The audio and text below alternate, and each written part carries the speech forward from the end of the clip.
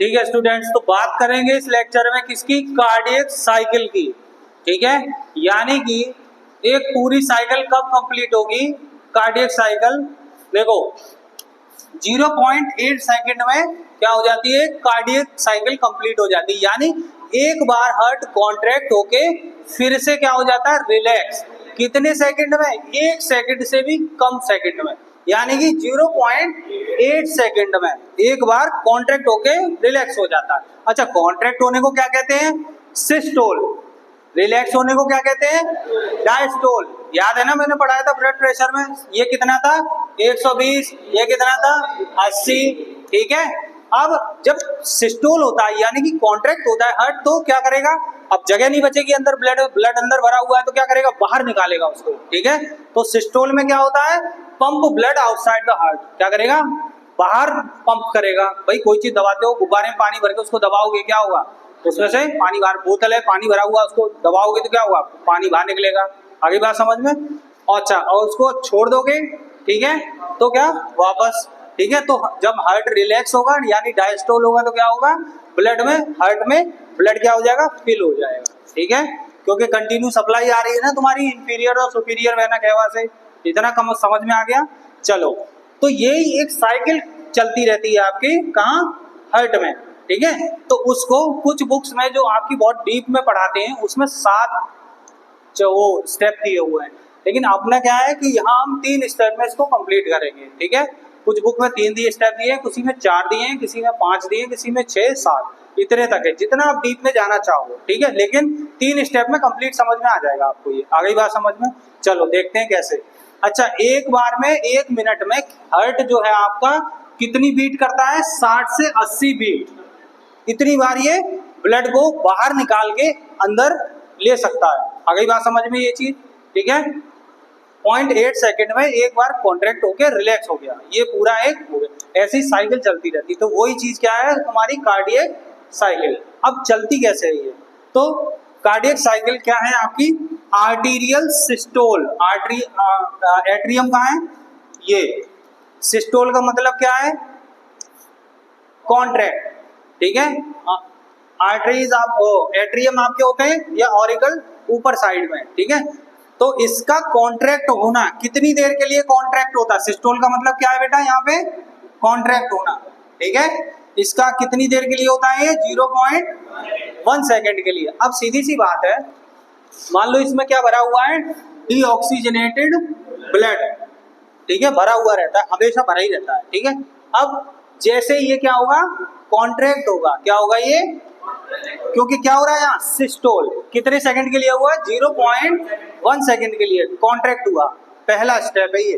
ठीक है, arterial systole 1.1 second के लिए।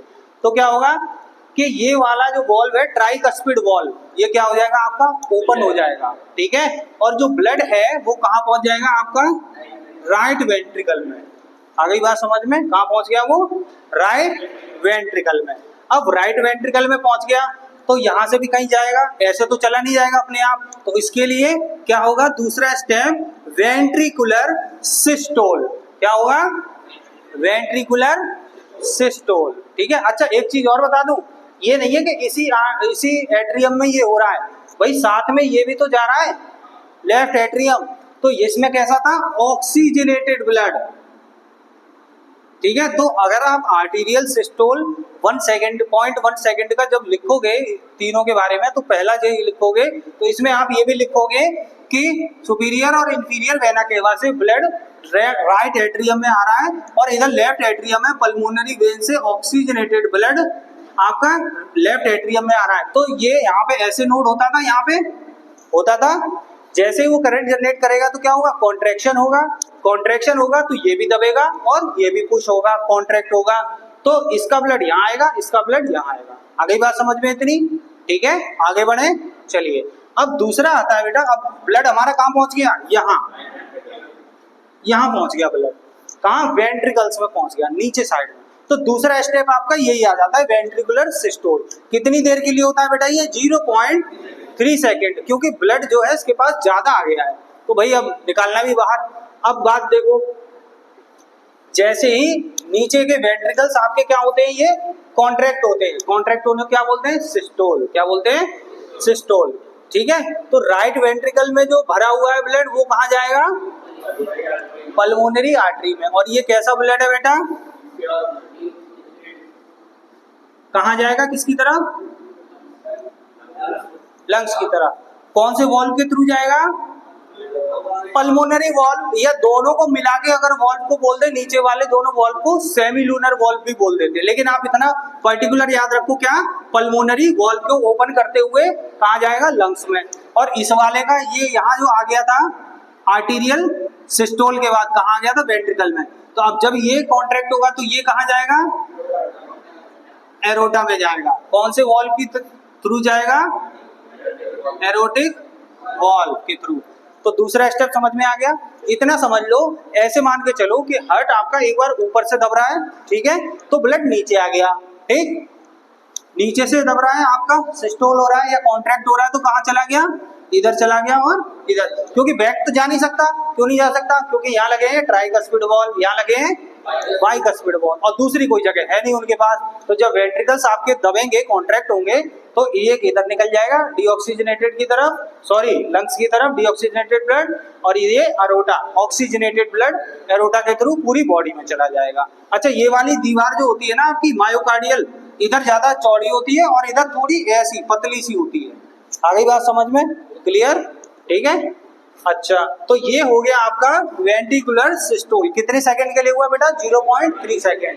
अच्छा, अब बात आती है कंप्लीट कार्डियक डायस्टोल। डायस्टोल माने जानते हो क्या होता है, रिलैक्स। अब भाई इतना काम कर लिया, ये रिलैक्स नहीं करेगा क्या, तो ये जो पूरा पिचका हुआ था, ये पूरा हार्ट आपका क्या हो जाएगा, रिलैक्स हो जाएगा, फूलेगा।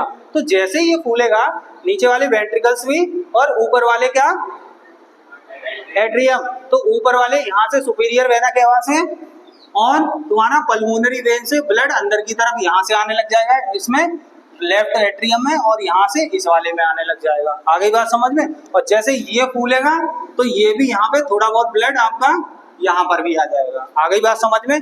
तो ये कितने सेकंड के लिए होगा, 0.4 सेकंड के लिए। और इसमें क्या होगा, relaxation of atria and ventricles, दोनों क्या हो जाएंगे, रिलैक्स हो जाएंगे। अच्छा, एक चीज और, अब बात आती है किसकी, हार्ट साउंड की। लब डब, कोई बता सकता है कहां से आते हैं ये, अभी बता देता हूं, बहुत सरल है। देखो, जब ये दोनों वॉल्व बंद होंगे खुलने के बाद, कौन कौन से, ट्राइकस्पिड और बाइकस्पिड, तो ये आवाज आएगी क्या, लब, ठीक है। खुलने के बाद जब बंद होंगे तब, कैसे, खुलने के बाद जब बंद होंगे तब। ऐसे ही जब ये नीचे दोनों सेमिलुनर वॉल्व हैं, या एरोटिक वॉल्व या पल्मोनरी वॉल्व, जब इनसे ब्लड निकल जाएगा और ये बंद होंगे, तब कैसी आवाज आएगी, तब। क्लियर। तो कैसे लिख सकते हो इसको, ऐसे ही लिख सकते हो जैसे मैंने बोला है, ठीक है, कि जब ये तुम्हारे खुलने के बाद बंद होंगे तब आएगा ये साउंड, ये नहीं कि जब खुलेंगे तब आएगा। कब आएगा बेटा, हाँ, जब ये खुलने के बाद, जैसे यहाँ से ब्लड आया और उसके बाद जब ये बंद हो गए वॉल्व, तब आएगी दोनों वॉल्व की साउंड, लब। और जैसे इधर से निकल के ये दोनों बंद हो जाएंगे वॉल्व और ब्लड नहीं निकलेगा, तब कैसी आएगी, लब। तो इसी तरह से लब डब साउंड आती रहती है आपकी, ठीक है। चलिए।